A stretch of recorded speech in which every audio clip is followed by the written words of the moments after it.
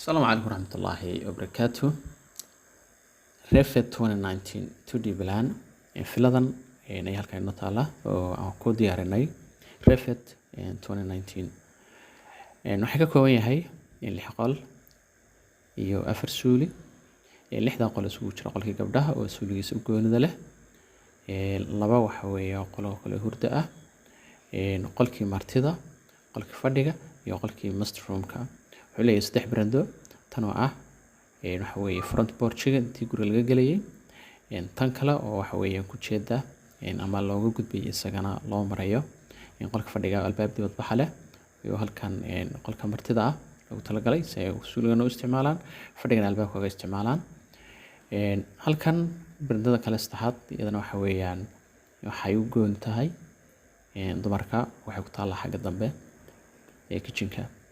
halkan waa washing machine-kii waa meesha loo talagalay qasaalada dharka lagu dhaqanayo la dhigo washing machine-kii haddii aynu tagno gurigan 3D-giisa waa kan barandadii ahayd front porch-ga oo guriga laga galaya waa tan haddaan xaggan soo wareejiyana tanna waa tii laga galayo qolka fadhiga albaabkaasina waa albaabkii qolka martida haddaan orbit ku soo sameeyo oo halkan kale iyadana dhinacan kale aan soo wareejiyo halkan waxa weeyaan meeshii loogu talagalay qasaalada washing machine-ka weeyaan meesha qasaalada dharka lagu dhaqayo haddaan weli orbit ku sii sameeyo oo xaggan u sii wareegana waa tan waa albaabkii xaggan u furnaa barandada ee jikada haddaan ku noqdo 2D-ga waa kaas halkan markaad fiiriso department-ka waxaan nilbsintaa waa kan ay color-kaas u siiyay waxa weeyaan qolalka iyo kala durarka iyo suuliyada iyo barandooyinka Refit-ku waa barnaamijka keliyata waxa weeye aad isku si uga shaqayn kartid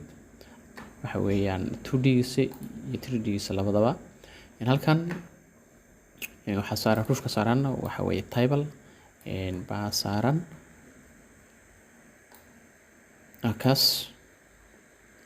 sidaas ayuuna ku dhameystiran yahay waxa kale oo dhiman waa in loo sameeyo sectionskii iyo bahalkii aad baan salaamaya mahadsantiin. Assalaamu calaykum waraxmatullaahi wabarakaatuh.